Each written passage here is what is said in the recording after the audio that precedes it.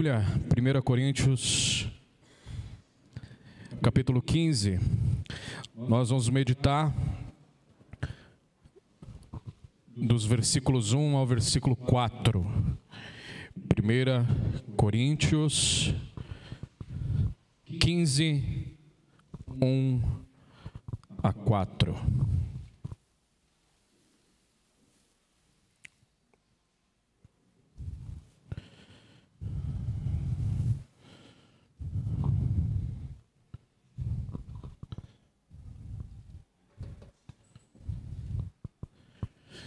Amém? Vamos ler a palavra de Deus. Irmãos, venho lembrar-vos o evangelho que vos anunciei, o qual recebestes e no qual ainda perseverais. Por ele também sois salvos, se retiverdes a palavra tal como vô-la preguei, a menos que tenhais crido em vão. Antes de tudo, vos entreguei o que também recebi, que Cristo morreu pelos nossos pecados, segundo as Escrituras, e que foi sepultado e ressuscitou ao terceiro dia, segundo as Escrituras. Irmãos, como foi dito aqui anteriormente, nós estamos entrando no mês onde vamos focar em missões. E a ideia inicial é um questionamento que nós fazemos à igreja. Por que evangelizar? Mas antes de nós respondermos essa pergunta, nós precisamos entender o que é o evangelho. Qual é o conteúdo dessa boa nova? Qual é a mensagem que nós devemos anunciar àqueles que precisam ouvir? Fato é, irmãos, que a chamada de Deus para o evangelismo é a toda a igreja, sem distinção. Todos os cristãos são chamados a pregar o evangelho. Mas a pergunta é, qual é o conteúdo do evangelho? Qual é o conteúdo? E nesse texto nós percebemos aqui uma síntese, um resumo daquilo que é o evangelho. Nós poderíamos falar sobre diversos textos. Talvez o mais famoso que vem à sua mente é a grande comissão do nosso Senhor Jesus Cristo em Mateus 28. Marcos 16 também diz: ide e pregai o evangelho, ide e fazei discípulos. Mas antes de nós pensarmos em o que devemos fazer, nós precisamos analisar e entender qual é a mensagem que nós devemos anunciar. Friso novamente, irmãos, essa é uma responsabilidade, uma obrigação, uma ordem do nosso Senhor Jesus Cristo a toda a igreja. E é um privilégio, como o pastor Lucas diz, anunciar o evangelho. É um privilégio, é graça de Deus poder levar a mensagem que transforma vidas, mensagem que tira o morto dessa condição e o traz para uma nova vida em Cristo Jesus. É um privilégio. Esse chamado é um chamado muito maravilhoso, o qual o Senhor Jesus nos deu.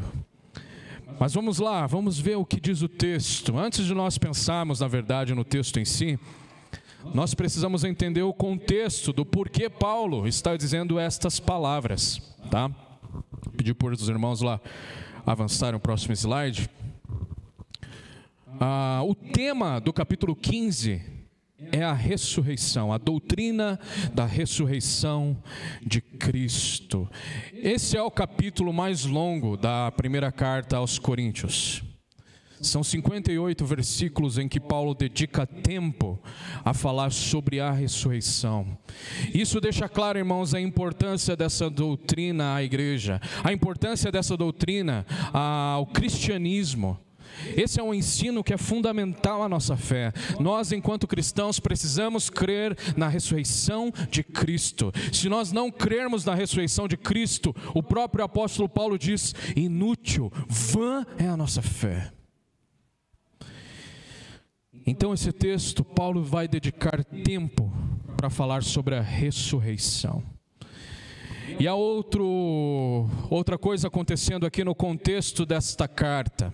Havia basicamente duas heresias que estavam pervertendo o povo naquela época. E Paulo então faz necessário frisaram a importância da doutrina da ressurreição. E a primeira heresia é de um grupo chamado saduceus. E você conhece esse grupo.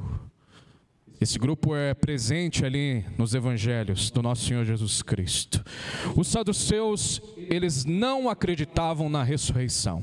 Eles eram diferentes de outro grupo, que são os fariseus. Os fariseus acreditavam na ressurreição, os fariseus acreditavam no Espírito Santo, os fariseus acreditavam no Messias. Já os saduceus, eles não acreditavam na ressurreição, eles não acreditavam em anjos, eles não acreditavam no Espírito. E onde diz isso? Abra sua Bíblia lá em Atos 23, 8.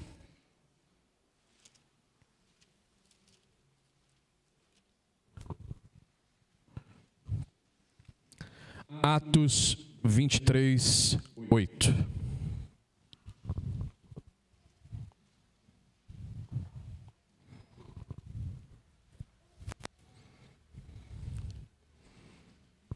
Olha o que diz a palavra de Deus. Pois os saduceus declaram não haver ressurreição, nem anjo, nem espírito, ao passo que os fariseus admitem todas essas coisas.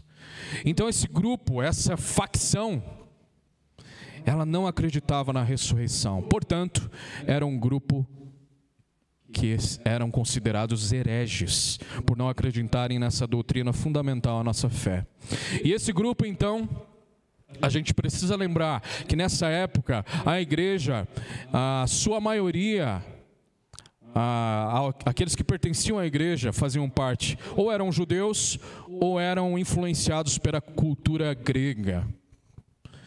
Então, essa heresia dos saduceus estava penetrando dentro da igreja e pervertendo muitos que ali estavam. Mas havia uma outra heresia, e essa nós já falamos aqui muitas vezes em nossas pregações. Era como se fosse um gnosticismo inicial, um proto-gnosticismo, que vinha da cultura helênica, da cultura dos gregos. E essa heresia tinha como fundamento a ideia de que o corpo, a matéria era má. Eles até acreditavam na ressurreição, só que na ressurreição do espírito, da alma. Porque para eles o espírito era bom, mas o corpo era mau. A matéria, a carne era má. Então eles não acreditavam numa ressurreição corpórea. Eles não acreditavam. Somente que o espírito era puro. E por isso, muitos desses que acreditavam nesse gnosticismo inicial, eles tinham a ideia de que eles podiam fazer tudo. Eles podiam se entregar a qualquer tipo de prazer, porque afinal, a carne é má. Então eu posso fazer tudo o que eu quiser com a carne. Eu preciso satisfazer os prazeres da carne, porque o meu espírito não é afetado por essas coisas. Eles acreditavam nisso. E essa doutrina, essa heresia estava entrando também na igreja. E por isso Paulo se vê na responsabilidade então de pregar sobre a ressurreição.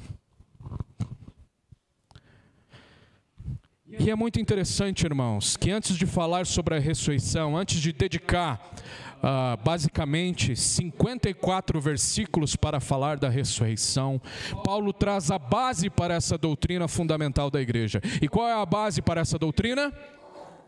O Evangelho. O Evangelho. A base, o fundamento para qualquer ensino da palavra de Deus é o Evangelho. E antes então dele falar sobre a ressurreição, ele fala nesses 4 primeiros versículos sobre o Evangelho da graça de Deus. E é estes que nós vamos ver neste momento. E aqui nós já temos uma primeira lição a respeito do Evangelho. O Evangelho transforma vidas. Por que nós devemos pregar o Evangelho? Porque o Evangelho é o método que Deus escolheu para transformar vidas. Pode passar mais um. O Evangelho é o meio que Deus escolheu para transformar vidas. Não há outro método que pode gerar nas pessoas salvação. Lembrei de um texto aqui, Tiago 1, versículo 18. Abra lá. Olha que texto maravilhoso da palavra de Deus.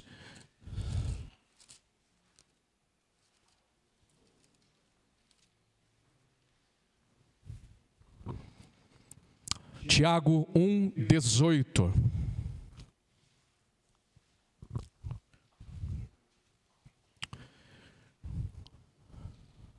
Olha lá. Segundo a sua vontade, Ele nos gerou pela palavra da verdade.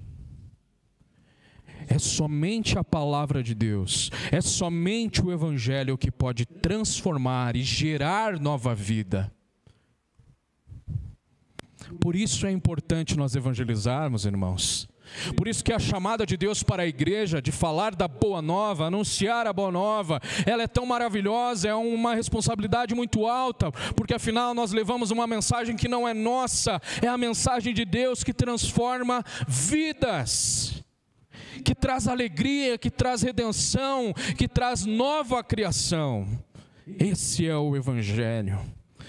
Mas Paulo, então, ele se vê na responsabilidade de lembrar a igreja desta palavra, deste Evangelho, porque a igreja estava sendo atacada por outras heresias.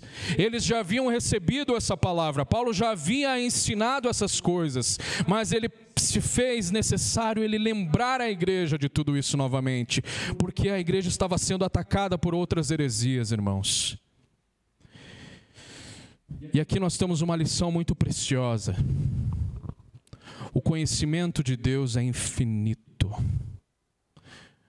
Você nunca vai chegar a alcançar um conhecimento que seja suficiente, porque Deus é um Deus infinito.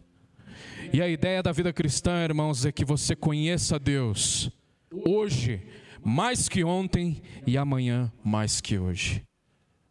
Porque nós somos limitados, irmãos. Há coisas que precisam ser relembradas diariamente em nossa vida, para que nós possamos ser compungidos por Deus, para que a alegria na salvação tome conta da nossa vida, para que o fundamento da nossa existência seja algo de fato sólido, e isso é o Evangelho. Por isso que Paulo vê a necessidade de lembrar a igreja: vocês estão ouvindo muita coisa, heresias estão atacando vocês estão sendo manipulados. Lembrem que a razão da existência de vocês é uma, e é o Evangelho.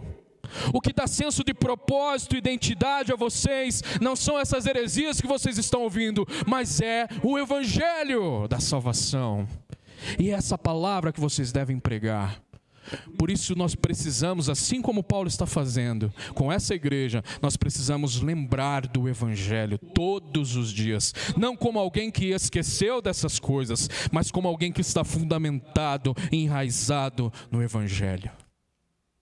Precisamos lembrar constantemente. Por isso que é importante evangelizar, irmãos, porque o Evangelho é o que nos ajuda a se manter firmes na caminhada cristã. Mas o Evangelho, irmãos, ele precisa também ser recebido. E o recebimento aqui do Evangelho não pode ser só um receber intelectual dessa mensagem.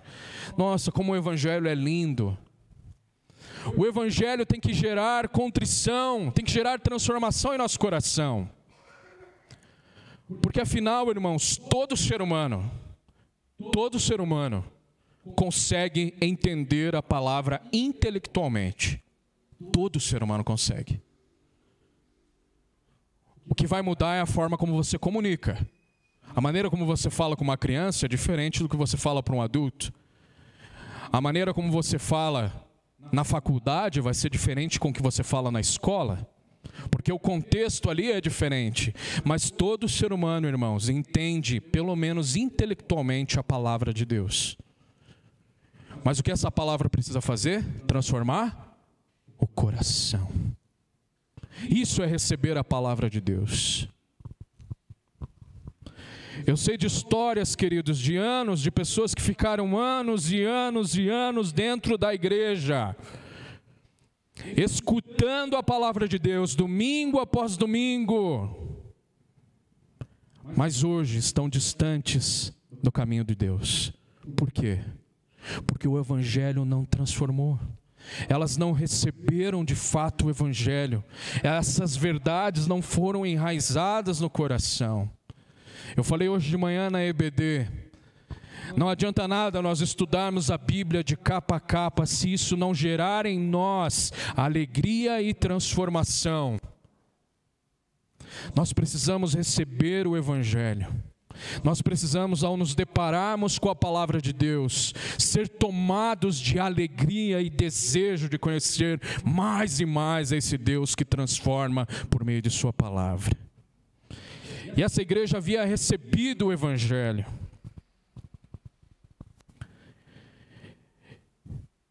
E uma terceira lição é que por meio do Evangelho nós somos transformados. Já falei isso aqui. É somente pelo Evangelho que nós somos salvos. Irmãos, nós podemos usar vários meios para evangelizar, várias estratégias. Deus nos capacita com uma criatividade incrível para evangelizar. Aqui na nossa igreja mesmo, nós temos um meio em que nós evangelizamos, que é o futsal, através do projeto Gols da Fé. É um braço evangelístico da nossa igreja. Nós temos também as aulas de música, onde várias pessoas que não conhecem a Jesus vêm estudar música, tocam músicas cristãs, hinos. Os meios que nós podemos usar para evangelizar são muitos, variados. Mas em todos esses meios e estratégia, uma coisa tem que ser em comum e é fundamental, que é o Evangelho. Histórias lindas de transformação fazem parte dessa estratégia. Testemunhos edificantes fazem parte dessa estratégia. Mas o que gera transformação é o Evangelho. É a história de Jesus Cristo. Nenhuma história se compara à história de Jesus Cristo. Nenhuma narrativa é mais bela, é mais impactante do que aquela que Deus escreveu com o centro, com a base em Jesus Cristo.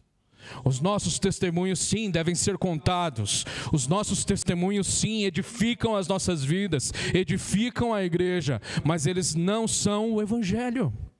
Eles são importantes, sim. Você precisa testemunhar do amor de Deus. Eu preciso testemunhar do amor de Deus. Afinal, nós somos as cartas que Deus escreveu, como diz Paulo na segunda carta aos Coríntios. Mas o que salva, o que gera vida é o Evangelho. É o Evangelho. E esse é que nós precisamos pregar. É por meio dele que pessoas são salvas. Nós temos uma quarta lição nesse primeiro ponto. É no Evangelho que nós precisamos perseverar. Novamente, irmãos, eu lembro que essa igreja estava sendo atacada por heresias. Aqueles irmãos estavam sendo encurralados por falsos mestres. Mas se há algo que nos faz ter uma fé inabalável, uma fé que move montanhas, uma fé que, ao se deparar com qualquer situação, você ainda se mantém firme, é porque a base é sólida. E qual é essa base? O Evangelho. Essa base é Jesus Cristo. A própria palavra diz que Jesus Cristo é a pedra angular. Você já deve ter passado por muita coisa na sua vida. Você poderia dar um testemunho aqui impactante daquilo que você já passou, dos sofrimentos da sua caminhada. Mas eu tenho certeza, irmão, que não é por sua força que você está aqui. Não é pela minha força que eu estou aqui. É por causa de Cristo. Tem uma música que eu gosto muito, que ela diz assim: Cristo é tudo o que eu tenho. Cristo é o fundamento da nossa vida. Lembra disso, irmão? Persevere nessa verdade. Quanto mais você perseverar nessa verdade, mais a sua fé é solidificada, mais a sua fé se torna uma fé inabalável, mais você se torna um cristão vitorioso por aquele que venceu no seu lugar. Cristo, o Evangelho. E uma quinta lição, já falei aqui anteriormente: se não crermos no Evangelho, a nossa fé é inútil. Você precisa crer em todo o Evangelho, irmãos. Infelizmente, no meio evangélico, nós temos muitos que estão pregando somente metade do Evangelho.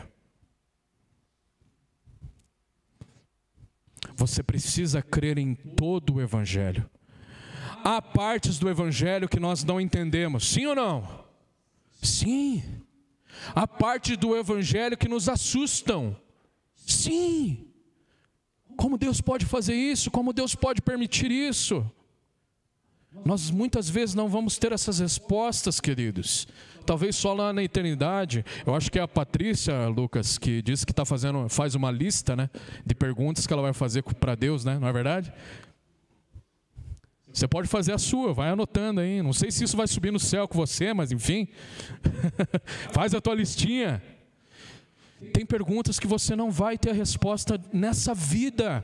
Tem textos da palavra de Deus que você olha e você não entende e você não vai entender. Mas você precisa crer, irmãos, em todo o Evangelho, ainda que seja difícil. Lembra da vida de Jó? Que exemplo é Jó para nós? No momento em que tudo foi tirado de Jó, ele não entendeu. Muitas vezes na caminhada ele clamava a Deus, ele questionava a Deus, ele urrava, ele bradava.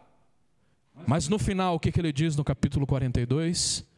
Antes eu conhecia Deus só de ouvir, hoje eu vejo. Todas as experiências que você tem na vida cristã, as boas, as médias e as ruins, elas têm uma serventia, te levar a um conhecimento mais profundo de Deus. Isso eu posso dizer, experiência própria. Eu e a minha esposa, não conhecemos muito a Deus nesse processo, muito mais do que antes. Porque todas as nossas experiências devem nos conduzir a conhecer mais a Deus. Um casal abençoado me falou: Alisson, nunca pergunte o porquê das coisas, que muitas vezes você não vai ter essa resposta, mas pergunte para quê. E uma coisa eu sei: Deus é maravilhoso, Ele é bom em todo tempo. Amém? Deus é bom. Essa é a verdade do Evangelho. E aí eu pergunto, irmãos, qual que é a sua relação com o Evangelho? Diante de tudo isso que o Evangelho faz em nossa vida, diante dessas ações imediatas e intensas do Evangelho, qual é a sua relação com ele? Você tem anunciado o Evangelho? Eu preciso anunciar mais. Esses dias, irmãos, contando uma experiência, eu estava voltando de ônibus do trabalho, peguei o Santa Terezinha, que geralmente eu julgo ser um ônibus mais tranquilo, né? Sempre pego ele para voltar para casa. E aí ele parou perto de um colégio, o Maria Pereira, se eu não me engano. Eu sempre confundo Maria Pereira com Maria Lopes, né? Maria Pereira. E sem mentira nenhuma, irmãos, eu acho que entrou uns 10 crianças, não vou nem falar adolescentes, porque a maioria ali devia ser do 6º ano. Ou seja, tinham 12 anos. Todos uns 10 adolescentes entraram furando por baixo da catraca. E aí foram lá pro fundão. E aquela bagunça, e gritaria, e palavrão, e ali tinha uma mãe com uma filha pequena, vários pessoal voltando do trabalho, aquela coisa, aquela bagunça que você já deve ter visto muitas vezes no ônibus. E quando eu desci, né, quando Santa Terezinha sai aqui da Anita Garibaldi, né, para ir lá para Santa Terezinha, quando eu desci do ônibus, um dos meninos, ele já tinha entrado com um bag na orelha, assim, ele devia ter uns 15 anos, com um bagzinho aqui, um cigarro de maconha, tá? E quando eu desci do ônibus, ele começou a fumar um cigarro eletrônico, dentro do ônibus. A minha vontade, tá gravando? Tá gravando? Então não, então não vou falar. A minha vontade é essa que você já pensou. E eu fiquei estressado, cheguei em casa estressado, rapaz, com aquela situação. Mas depois, perto de dormir, eu orei. Deus, me perdoa, porque aqueles jovenzinhos, eles precisam do quê? De Jesus Cristo. De Cristo. É de Cristo que eles precisam. E eu tenho a responsabilidade de anunciar Cristo para essas pessoas. Porque o Evangelho não discrimina. O Evangelho não faz acepção de pessoas. O Evangelho não escolhe quem vai ouvir ou não. O Evangelho deve ser pregado a toda criatura. A todos. Então você tem anunciado, eu tenho anunciado o Evangelho, eu preciso anunciar mais. Mais uma pergunta talvez mais importante, e aqui o testemunho entra como algo fundamental. Você tem vivido o Evangelho? Você tem vivido a palavra que transforma? A vida de Cristo tem sido percebida na sua vida? Porque isso é muito sério. E é uma peça fundamental no anúncio da palavra de Deus. Segunda lição. Pode passar lá, por favor. O Evangelho é o fundamento da vida cristã. Versículos 3 e 4. Antes de tudo vos entreguei o que também recebi, que Cristo morreu pelos nossos pecados, segundo as Escrituras, que foi sepultado e ressuscitou ao terceiro dia, segundo as Escrituras. O Evangelho está fundamentado o Evangelho é o fundamento da vida cristã. Por quê? Começando por Paulo, o Evangelho é o que dá autenticidade ao ministério de Paulo. Paulo não estava pregando uma mensagem dele. Paulo não estava falando da opinião dele. Paulo não estava trazendo uma mensagem que ele ouviu no canto das ruas. Paulo estava pregando o que ele havia recebido. E o que autentica o ministério de Paulo, o que valida o ministério de Paulo é o Evangelho. Paulo não poderia ser considerado apóstolo se ele não pregasse o Evangelho. Antes de tudo vos entreguei o que também recebi. Irmãos, Paulo era fariseu. Paulo não era saduceu, ele era fariseu. E ele participava de uma das principais castas do farisaísmo. E ele foi instruído desde pequeno por um mestre chamado Gamaliel. A gente tem lá no livro de Atos, não é? Em Atos a gente vê isso. Instruído nas Sagradas Escrituras.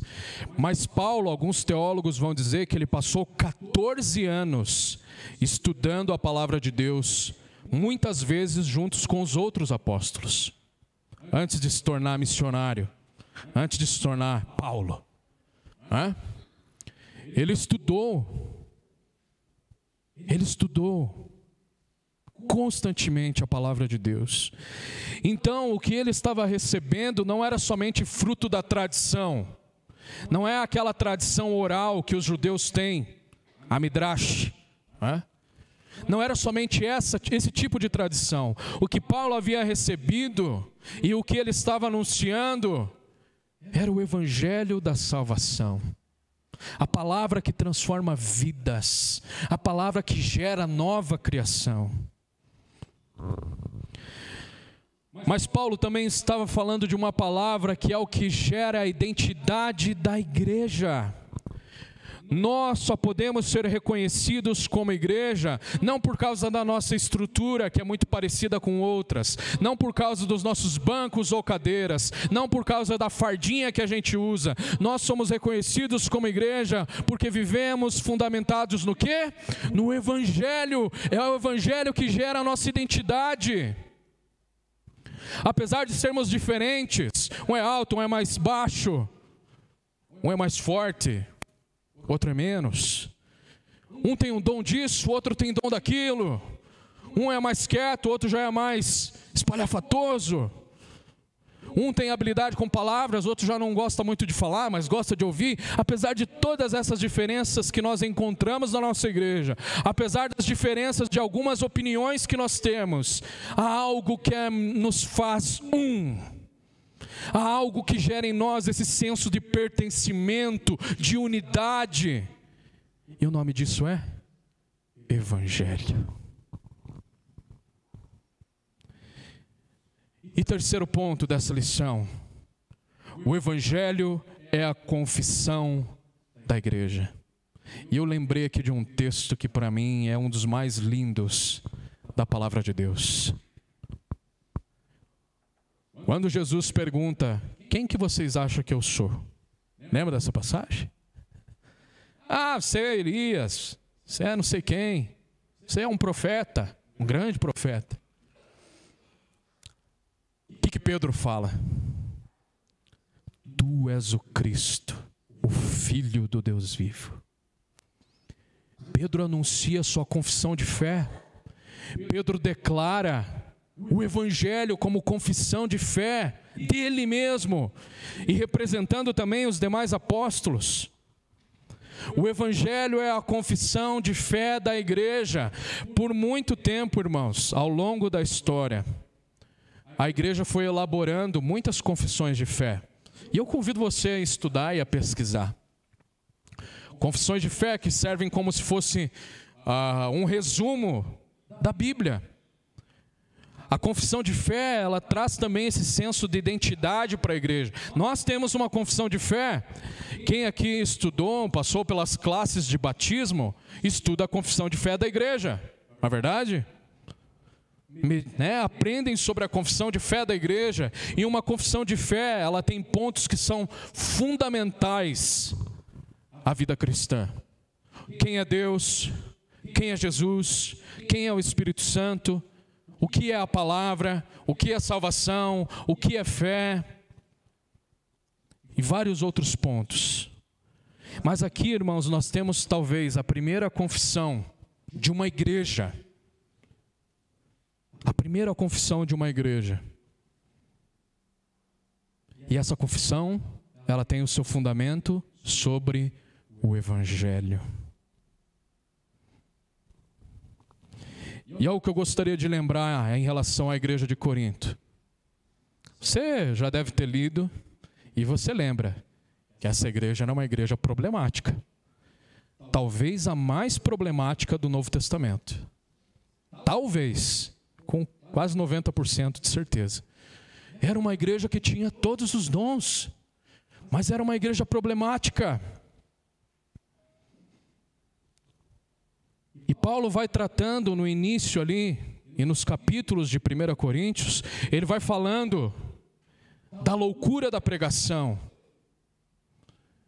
Porque aquelas pessoas estavam valorizando um conhecimento quase que esotérico e deixando de lado a palavra de Deus. Ele vai falar da unidade, principalmente lá em 1 Coríntios 11, onde ele fala da ceia do Senhor. Paulo vai falar do uso dos dons. Paulo vai falar da excelência do amor. Paulo vai falar da ordem no culto cristão, de como Deus deseja ser cultuado pela igreja. Essa igreja tinha vários problemas. Vários. De que nós devemos fazer tudo para a glória de Deus. Vai entrar naquele âmbito, podemos comer carne sacrificada a ídolos? Paulo vai discutir sobre essas questões.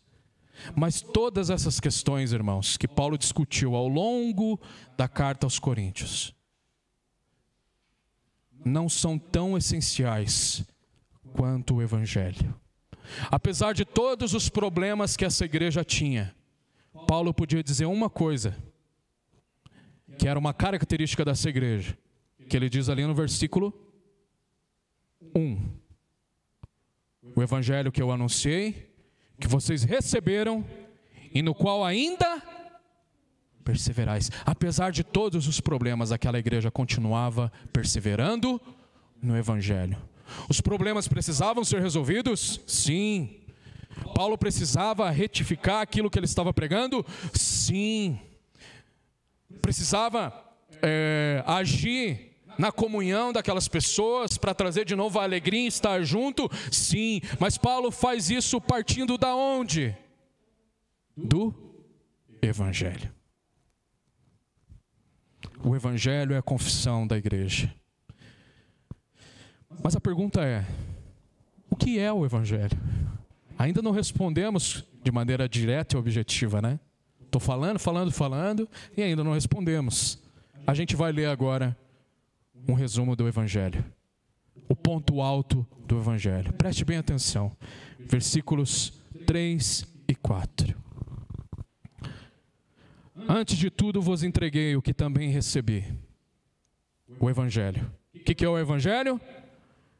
Cristo morreu pelos nossos pecados, segundo as Escrituras, e que foi sepultado e ressuscitou ao terceiro dia, segundo as Escrituras. Esse é o ponto alto do Evangelho.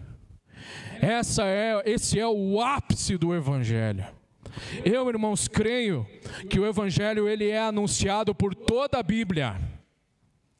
Toda a Bíblia nós vemos Deus narrando uma história que aponta para esse ápice do Evangelho, para o ápice da mensagem.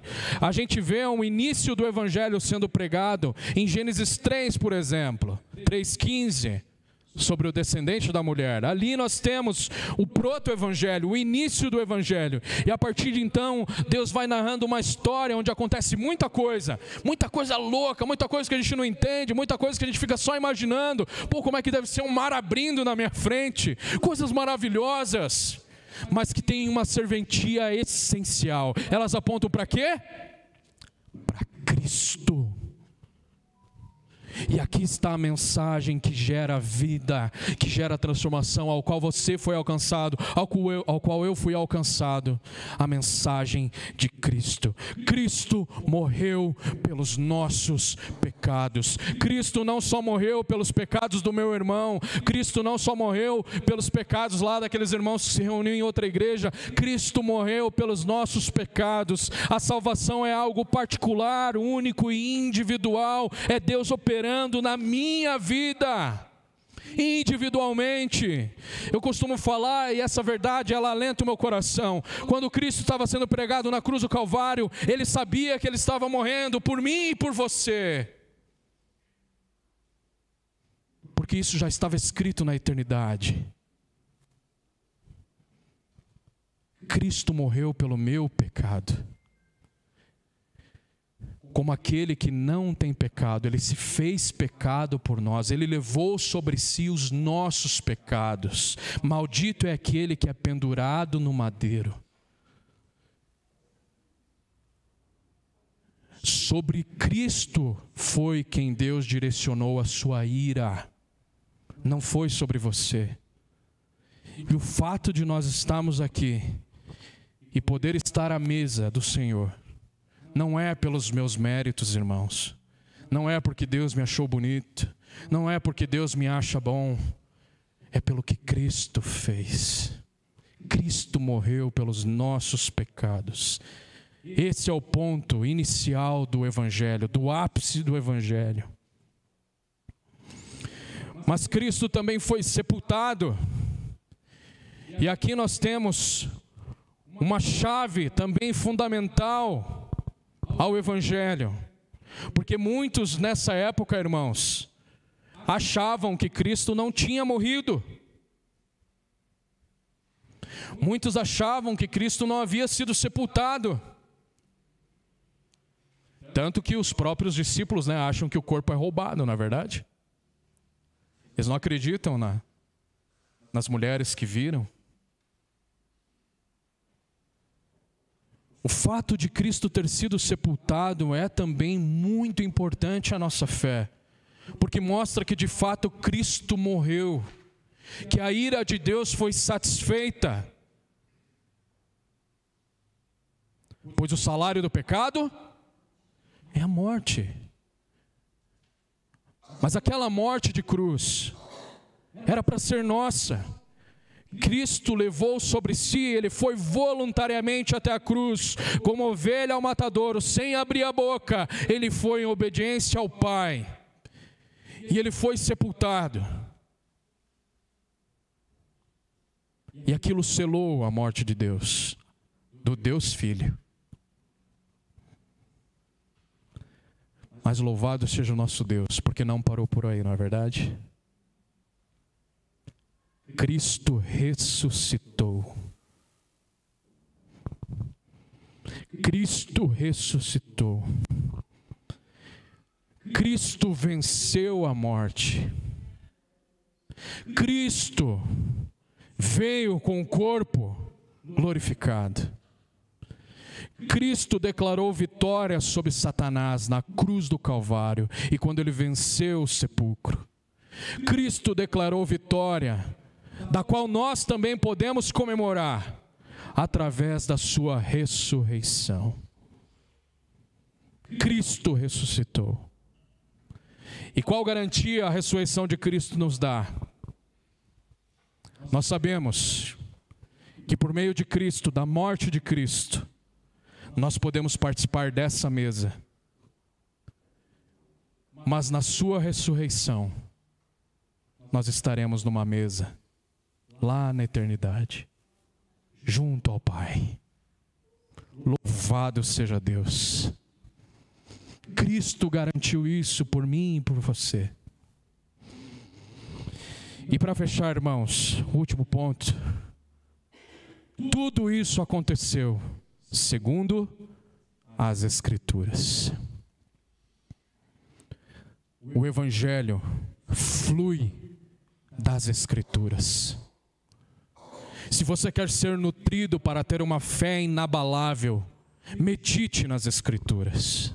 Estude as Escrituras. Busque o conhecimento de Deus. Se você quer desfrutar de uma esperança viva, como o apóstolo Pedro diz, medite nas Escrituras. Se você quer conhecer e pregar o Evangelho segundo a vontade de Deus, faça isso a partir das Escrituras, porque toda a Escritura narra essa história, a história da salvação, em que Deus planejou, mas o centro é Cristo. E para aplicarmos na nossa vida, de tudo isso que foi dito, primeira coisa, irmãos, persevere no Evangelho. Nós vacilamos muitas vezes na nossa caminhada de fé. Muitas vezes. Tem vezes, irmãos, que nós queremos desistir. Muitas vezes, irmãos, nós somos assolados por coisas que desviam o nosso foco. Mas busque embasar a sua fé no Evangelho. Persevere no Evangelho. Deus te capacita a continuar firme. Eu costumo dizer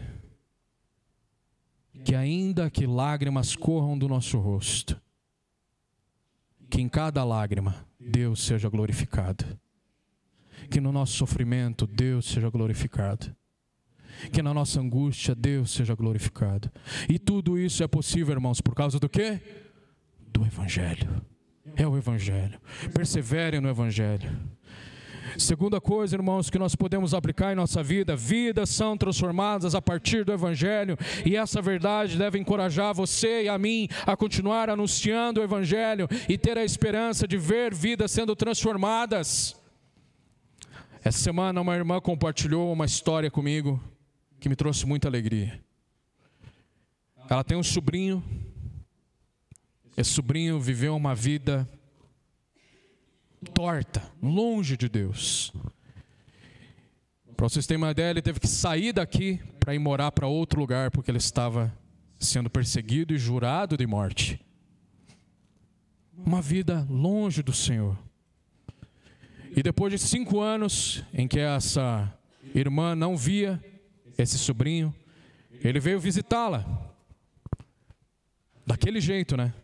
Escondido, quase irreconhecível. Ela falou que quando ele saiu daqui ele não tinha barba. Hoje ele tem uma barba que vai até aqui, ó. E ele compartilhou com ela que ele foi alcançado por Jesus Cristo. Anos orando, irmãos. mas no tempo de Deus, essa vida for transformada. Não desista, irmãos. Ontem mesmo, nós fomos lá para a celebração do Edmundo e da Noemi, porque nós somos convidados para o aniversário da minha sobrinha. E muitos aqui sabem que meu irmão, minha cunhada e minhas sobrinhas não são cristãos. Mas nós fomos lá, irmãos. Não queríamos ir, confesso.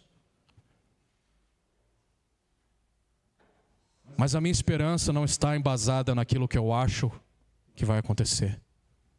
É no Evangelho que transforma vidas. Eu ainda creio que toda a minha família será transformada em nome de Jesus. Persevere no Evangelho. Pregue o Evangelho, porque o Evangelho transforma vidas. E para fechar, de verdade, tenha esperança no Evangelho. E aqui eu não quero falar nada a não ser ler a palavra de Deus. Eu gostaria de convidar você a ficar em pé e abrir na sua Bíblia mesmo, no versículo 50 desse texto. Nós vamos ler até o fim. 1 Coríntios 15, 50 ao 58. O Evangelho é esperança. O Evangelho é uma palavra que não é só para essa vida.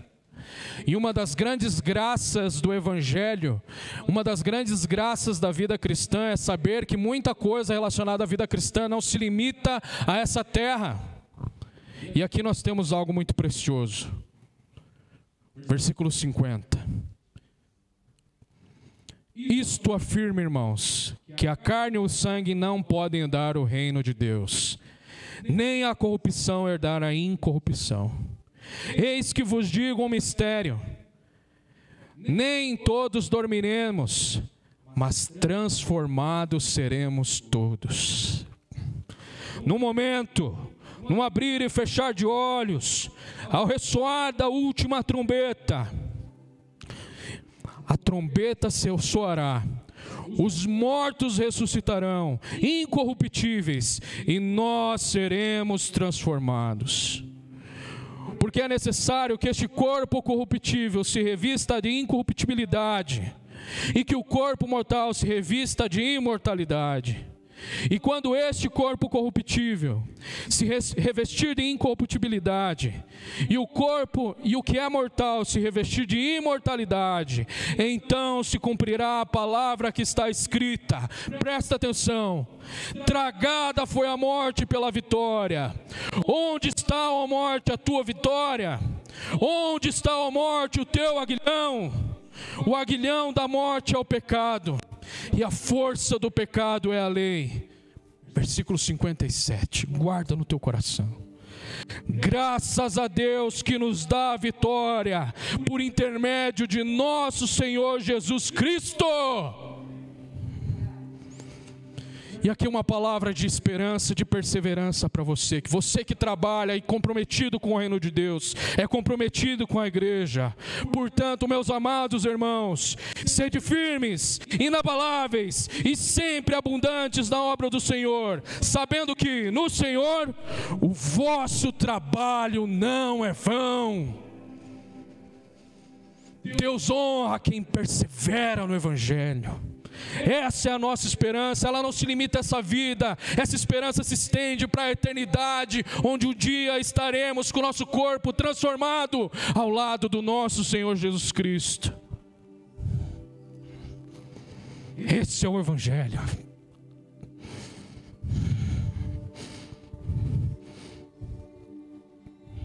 E lá nós encontraremos, irmãos, todos aqueles que partiram na fé, e vamos poder adorar e nos alegrar na presença de Deus. Amém? Vamos orar.